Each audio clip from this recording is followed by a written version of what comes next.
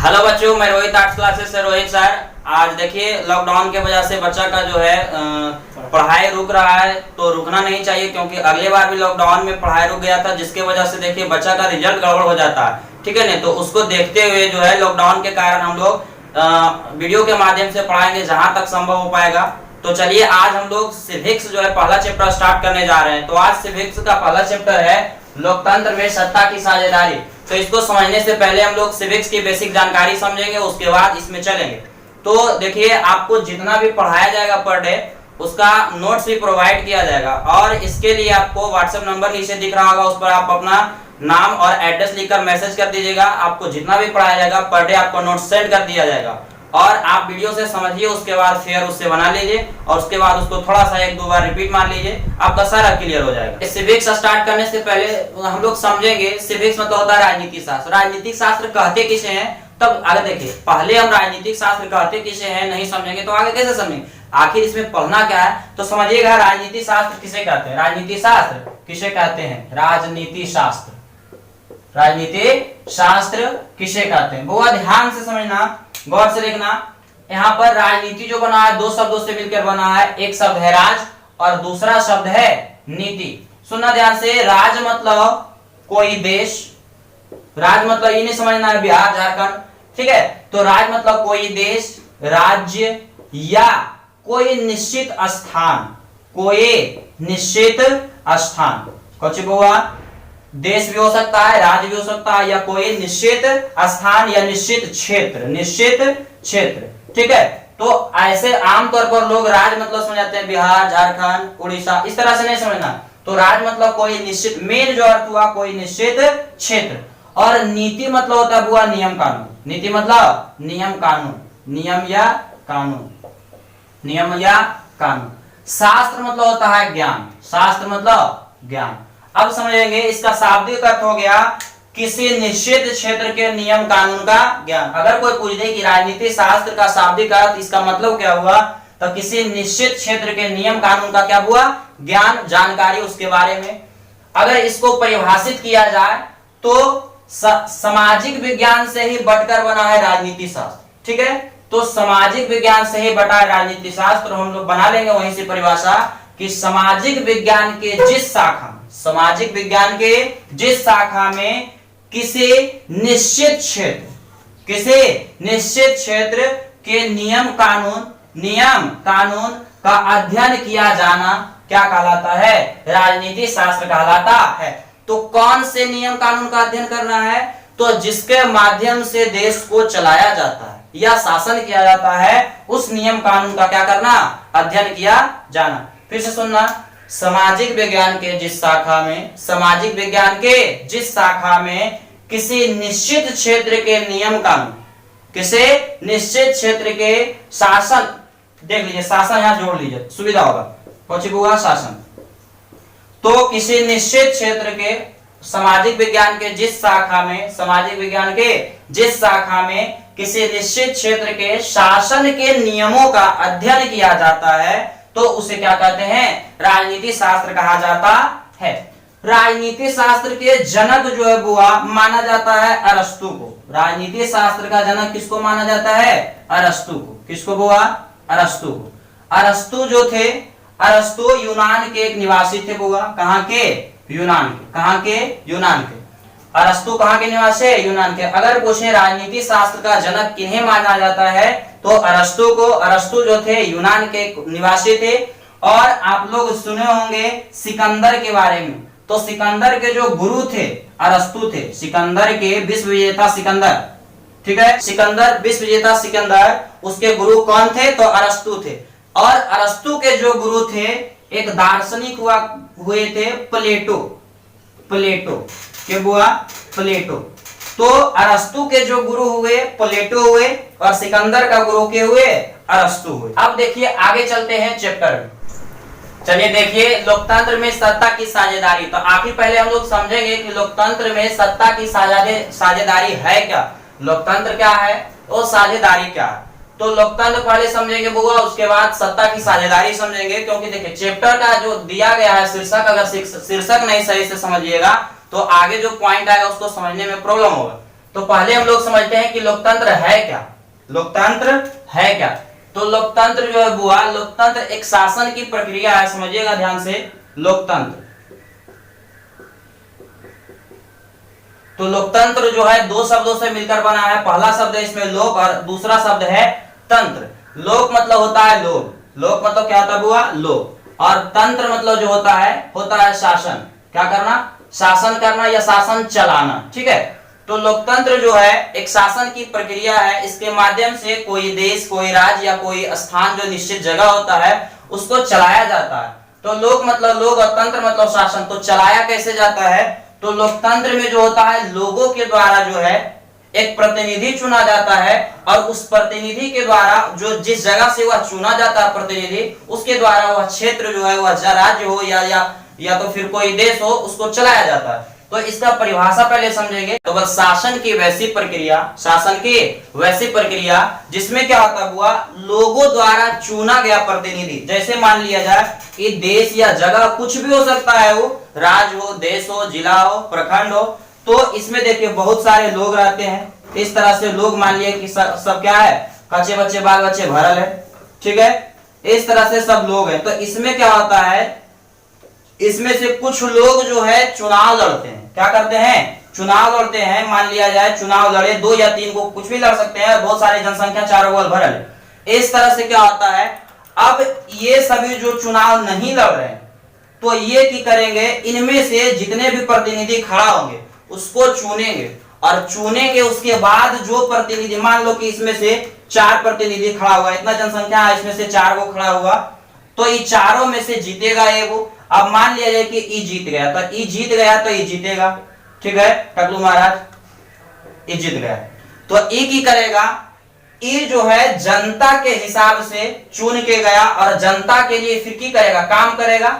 और जब ऐसा शासन जब करेगा तो यही जो प्रक्रिया कहलाएगा लोकतंत्र कहलाएगा। फिर से समझिएगा कि लोगों द्वारा चुना गया प्रतिनिधि, लोगों द्वारा क्या किया गया? चुना गया। ये सबकी किया चुना।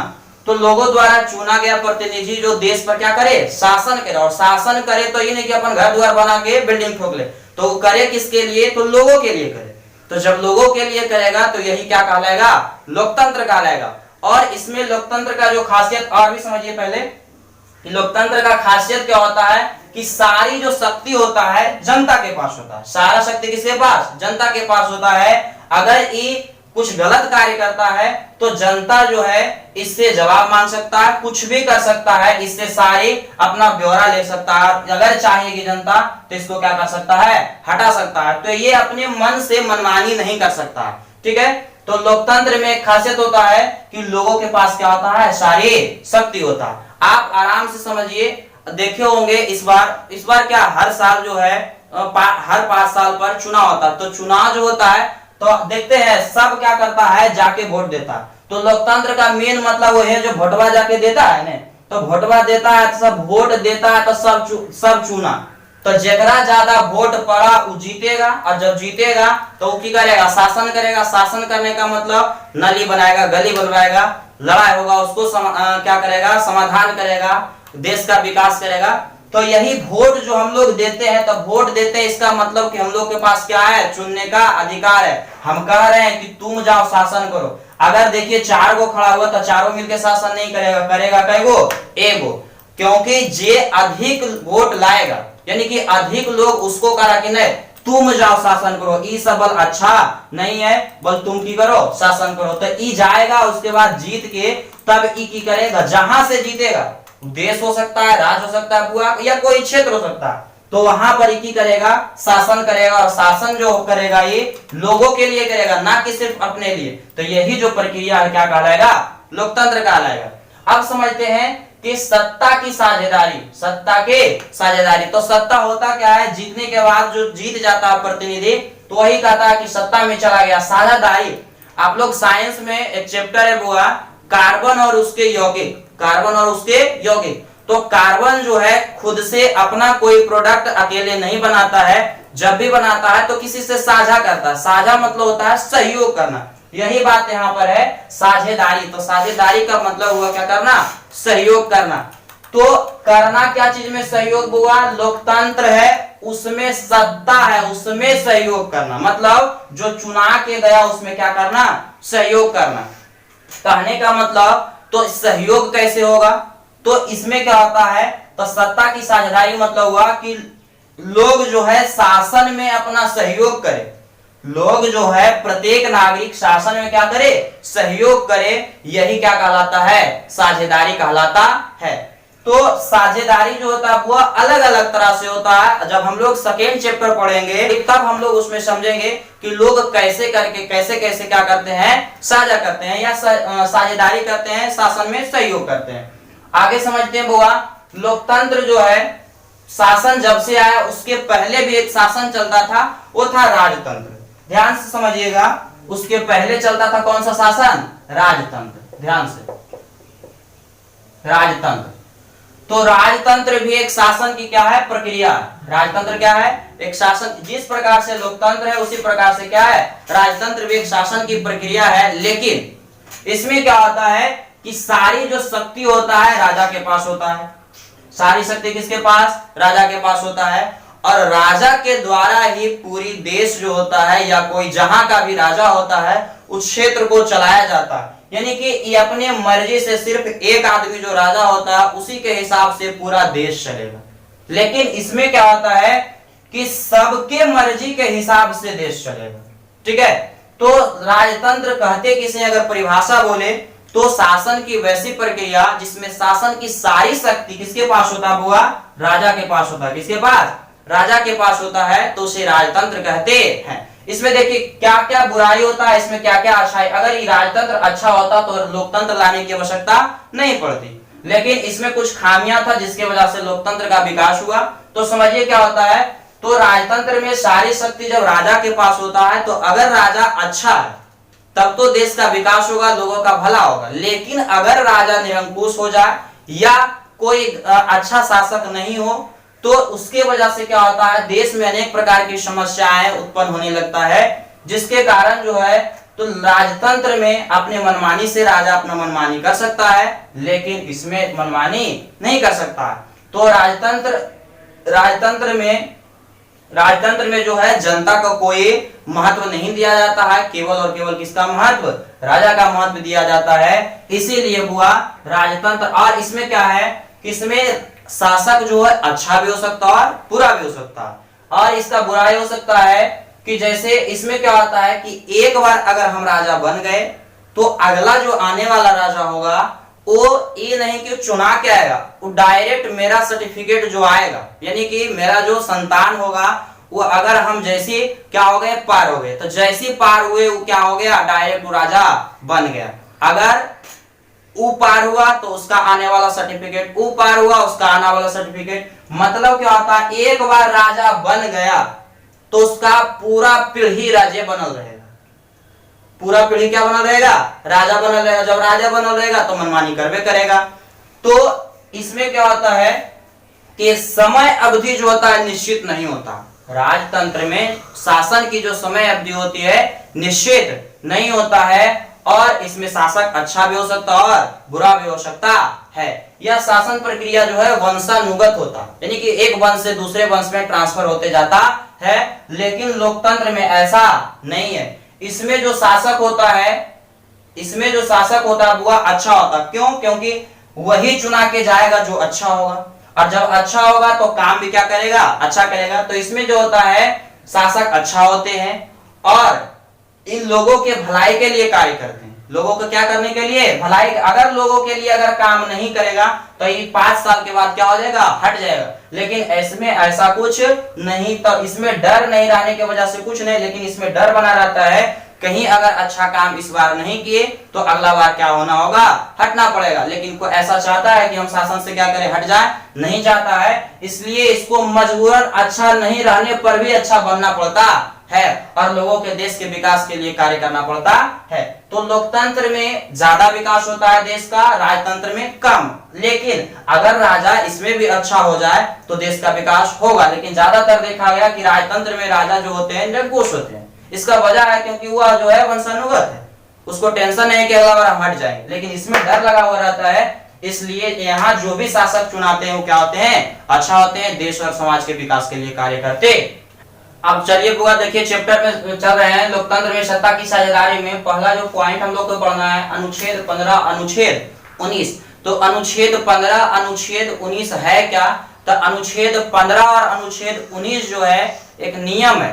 तो ये कहाँ का नियम है, ये नियम संविधान का है। और कहाँ के संविधान का, तो भारत के संविधान का। देखिए जहां भी लोकतंत्र होता है तो वहां एक संविधान होता है। तो संविधान होता क्या है, तो जिसके माध्यम से किसी देश को चलाया जाता, जिस नियम कानून के तहत किसी देश को चलाया जाता है उसे क्या कहते हैं, संविधान कहते हैं। वह लिखित भी हो सकता है और मौखिक भी हो सकता है। जैसे देखिए हम लोग का भारत का जो संविधान है लिखित है और अमेरिका का जो संविधान है मौखिक है। तो वह संविधान है लेकिन वहां का मौखिक है, यहाँ का क्या है, लिखित है। वहां भी नियम कानून है, यहाँ भी नियम कानून। तो जिस नियम कानून के तहत किसी देश को चलाया जाता है उसी को संविधान कहा जाता है। संविधान मौखिक भी हो सकता है और क्या, लिखित भी हो सकता है। तो समझिएगा संविधान, भारत के संविधान का नियम, ठीक है। तो अनुच्छेद 15 अनुच्छेद 19 है क्या, तो अनुच्छेद 15 एक नियम है संविधान का जिसमें बताया गया कि भारतीय लोग जो है एक दूसरे से भारत में, पूरे भारत में कहीं भी जाति धर्म वंश जन्म स्थान, कुछ हुआ, जाति धर्म वंश जन्म स्थान, जाति धर्म वंश जन्म स्थान इत्यादि के आधार पर एक व्यक्ति दूसरे व्यक्ति से किसी प्रकार का कोई भेदभाव नहीं कर सकता है। अगर एक व्यक्ति दूसरे व्यक्ति से इस आधार पर अगर भेदभाव करता है तो अनुच्छेद 15 के अनुसार वो जो अनुच्छेद 15 का वो क्या कर रहा है, उल्लंघन कर रहा है और उसके माध्यम से उस पर जो है कार्यवाही किया जा सकता, कानूनन कार्यवाही किया जा सकता है। तो ये नियम कहता है कि जाति, पहला क्या कहता है, जाति, दूसरा कहता है धर्म, तीसरा कहता है वंश और चौथा कहता है जन्म स्थान। जैसे देखिए हम लोग के समाज में क्या होता है, भारत में जैसे छोटा कास्ट माना जाता है हम लोग के पास, डोम चमार, इस तरह से कोई भी जात जो हम लोग छोटा मानते हैं। तो क्या होता है कि अगर हम लोगों के पास अगर आता है या घर आता है या तो फिर कहीं भी गाड़ी पर हो तो देखते हैं कि उसको देखने के बाद ही लोग जो है क्या करते हैं, साइड हो जाते हैं या तो फिर उसको कहते हैं नहीं यहाँ नहीं बैठना है, उसमें सटना नहीं है। तो ये जो हुआ तो जाति के कारण, वो भी आदमी है यार, हम भी आदमी है, फिर भी क्या करता है, उससे भेदभाव करता है। तो इसी चीज को क्या करना है, नहीं करना है। वो किसी प्रकार का जात हो, डोम हो, चमार हो, कुम्हार हो, ज्यादा हो, कोई कुछ भी हो सकता है, लेकिन तुमको बल भेदभाव नहीं करना है। अगर करता है तो अनुच्छेद 15 के हिसाब से वो क्या हो जाएगा, वो दोषी हो जाएगा और उस पर कानूनन कार्रवाई किया जा सकता है। जैसे धर्म हो गया, हिंदू मुस्लिम सिख ईसाई। अगर मान लिया जाए दो व्यक्ति है, एक हिंदू है, मान लीजिए ये हिंदू है और एक ये मुस्लिम है, तो क्या करता है कि देखा जाता है कि हिंदू हो चाहे, अगर मान लिया जाए इधर ढेर सारा मुस्लिम है, ये सब मुस्लिम है और एक बेचारा ये हिंदू है और सब मुस्लिम जो है इसके साथ भेदभाव कर रहा है, हर लोग हिंदू, इस तरह से अगर करता है, अगर इसके साथ बेचारा के साथ धर्म के आधार पर हो रहा, यहाँ पर गोर है, कार है, उज्जर है, पियर है, कहाँ के है, ये सब कुछ नहीं देख रहा है, सिर्फ देख रहा है कि बलकोच है, हिंदू है। तो अगर इसके साथ भेदभाव कर रहा है तो ये गलत कर रहा है। ये कौन कहता है, अनुच्छेद 15 कहता।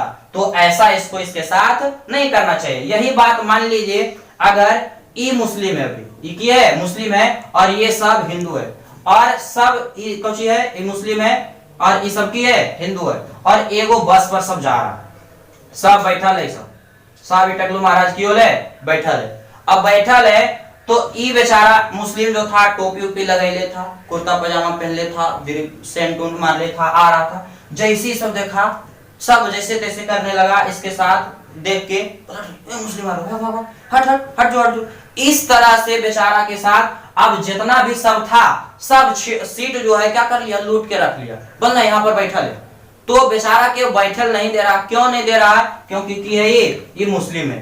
तो अगर इस तरह से आप करते हैं धर्म के आधार पर तो आप क्या है, दोषी है, ऐसा नहीं करना चाहिए, अनुच्छेद 15 का था। उसी प्रकार से वंश, आप लोग ऐसा सुने होंगे बहुत सारे लोगों के दादा परदादा जो है कोई गलत काम किए और वो गलत किए बाबा परदादा और उसका प्रभाव जो है उस बच्चा पर पड़ रहा है। मान लिया जाए कि मेरे दादा है और भविष्य में कुछ ऐसा गलत काम किए जो नहीं करना चाहिए, तो अगर हमारे साथ उसके बदले में कि मतलब ये कर बाबा गलत बिल्कुल ऐसे बिल्कुल इस तरह से मेरे साथ अगर भेदभाव करता है तो नहीं, उसको करना नहीं चाहिए। ये कहता है अनुच्छेद 15 का था। तो होता है कि बहुत सारे ऐसा करते हैं, तो किया कोई और तू भेदभाव करेगा इससे, वो तो बेचारा जो किया वो चल गया, और जो बचल है और तू की कर रहा है उसके साथ भेदभाव नहीं करना। वही बात है जन्म स्थान। अगर जन्म मेरा बिहार में हुआ और हम कहीं जाते हैं और हमको जन्म स्थान के आधार पर हमारे साथ भेदभाव करता है, अगर मान लीजिए मुंबई चल गए, दिल्ली चल गए, कोलकाता चल गए, और अगर हमको कुछ अभद्र व्यवहार से मेरे साथ व्यवहार गलत करता है, बोले ये बिहारी है, चलो इसको हटाओ, यहाँ से जाओ, बिहारी नहीं रहेगा। और मान लीजिए 10 गो क्या है दूसरे जगह के है, कलकत्ता में या तो फिर दिल्ली में ज्यादा होता है, दिल्ली में मान लीजिए दिल्ली के लोग हैं और हम अकेले वहां कुछ होटल में पहुंच गए। तो होटल में पहुंचे तो वहां क्या कर रहा है, सब जो वहां के दिल्ली वाला लोग था हमारे साथ बोल चलो ये बेंच पर नहीं बैठेगा, कहाँ बिहारी है, बिहारी, चलो चलो चलो उधर। अगर हमारे साथ ऐसा भेदभाव करता है तो अनुच्छेद 15 का उल्लंघन कर रहा है और उस पर कानूनन कार्रवाई हम करवा सकते हैं। तो अनुच्छेद 15 कहता है कि जाति, धर्म, वंश, जन्म स्थान या किसी प्रकार का किसी से भेदभाव नहीं करना है। तो ये क्या कहता है, अनुच्छेद 15 कहता हुआ। तो अनुच्छेद फिर से देखिए लिखना कैसे, तो अनुच्छेद 15 संविधान का एक नियम है। अनुच्छेद 15 संविधान का क्या है, नियम है, जिसके माध्यम से जाति, धर्म, वंश, जन्म स्थान या किसी भी प्रकार से कोई भी व्यक्ति किसी से भेदभाव नहीं कर सकता। इसका मेन अर्थ समझो नहीं कि केकरो से भेदभाव नहीं करना, केकरो से भेदभाव नहीं करना है। चलिए आगे बढ़ते हैं। अनुच्छेद 19, तो अनुच्छेद 19 भी संविधान का एक नियम है। इससे भारत के सभी लोगों को स्वतंत्रता का अधिकार दिया गया। स्वतंत्रता मतलब वह जो है किसी प्रकार का उस पर कोई जबरदस्ती उसके साथ कुछ नहीं कर सकता, जो उसका मर्जी रहेगा वो क्या कर सकता है, कर सकता। लेकिन स्वतंत्रता का अधिकार दिया गया है तो वही काम करना है जो कानूनन क्या हो, सही हो। संविधान के हिसाब से जो भी काम सही होगा वो अपने हिसाब से क्या कर सकता है, कर सकता है। तो समझना हुआ स्वतंत्रता। जैसे तो स्वतंत्रता के मतलब हुआ क्या, तो स्वतंत्रता मतलब अगर हमरा कुछ खाए के मन किया खा सकते हैं, खेले के मन किया खेल सकते हैं, जाने का मन किया जा सकते हैं, कहीं रहे के मन किया रह सकते हैं, कहीं बसने का मन किया बस सकते हैं, व्यापार करना है व्यापार कर सकते हैं, मतलब कुछ भी कर सकते हैं। लेकिन वही काम करना है जो संविधान के हिसाब से क्या हो, सही हो। अगर मन किया कि नहीं हम लव मैरिज शादी करेंगे तो लव मैरिज शादी भी कर सकते हैं। क्यों, क्योंकि संविधान के हिसाब से ये गलत नहीं है। लेकिन अब हम कहेंगे कि हम स्वतंत्र हैं, केकरो गोली मार देंगे तो ये क्या है, संविधान के हिसाब से गलत है। स्वतंत्र है इसका मतलब आप वैसा कार्य नहीं कर सकते हैं जो संविधान के हिसाब से गलत है, वही कार्य कर सकते हैं जो क्या है, संविधान के हिसाब से सही है। तो समझना है। तो इसके माध्यम से कोई भी व्यक्ति कहीं भी रह सकता है, बस सकता है, व्यापार व्यवसाय कर सकता है, कुछ भी कर सकता है, शादी कर सकता है, ब्याह कर सकता है। हाँ, शादी ब्याह करेगा कि ना आज एगो यहाँ के लिए और 2-4 गोने ले जाकर हो, तो उसे नहीं, संविधान के हिसाब से बताया गया है कि आप एक बार शादी कर सकते हैं। अगर उसको छोड़ना चाहते हैं तो फिर डिवोर्स को कर दीजिए, और दोनों बगल से डिवोर्स अगर मंजूर होगा तब जाकर वो शादी कैंसिल होगा, तभी आप शादी कर सकते हैं। ठीक है, तो वही कर सकते हैं जो संविधान के हिसाब से क्या हुआ, सही है। तो अगर इसको लिखना है, देखिए ये वाला पूछता बहुत ज्यादा है दोनों। ठीक है, तो अनुच्छेद 19 क्या है, 2 नंबर में अगर पूछ दिया तो अनुच्छेद 19 संविधान का एक नियम है। अनुच्छेद 19 संविधान का क्या है, नियम है। इसके माध्यम से भारतीय लोगों को स्वतंत्रता का अधिकार दिया गया है, जिसके माध्यम से कोई भी व्यक्ति कहीं भी रह सकता है, बस सकता है, व्यापार व्यवसाय कर सकता है। वह संविधान के नियमों के हिसाब से वे सारे कार्य कर सकते हैं जो संविधान के हिसाब से क्या है, सही है, और उसके लिए वह पूर्ण रूप से क्या है, आजाद है। उस पर कोई किसी हिसाब से भी उस पर किसी प्रकार का दबाव नहीं डाल सकता है। आगे बुआ अगले पार्ट में हम लोग आगे चलेंगे, सामाजिक विभिन्नता, सामाजिक विभाजन, कैसे सामाजिक विभिन्नता सामाजिक विभाजन का रूप लेता है, कैसे सामाजिक विभिन्नता जो है सामाजिक विभाजन का रूप नहीं लेता है, तो अगले पार्ट में देखेंगे। आज तक इतने रहने देते हैं, यहाँ तक कंप्लीट कर लीजिएगा। आपको व्हाट्सएप नंबर पर अपना एड्रेस और पता लिखकर सेंड कर दीजिए नंबर पर, और उसके बाद आपको इसका नोट्स भेज दिया जाएगा। Thanks for watching. अच्छा लगे तो लाइक, सब्सक्राइब और शेयर करिए ताकि वीडियो आगे बनाने का मन और हम लोग को उत्साह मिले।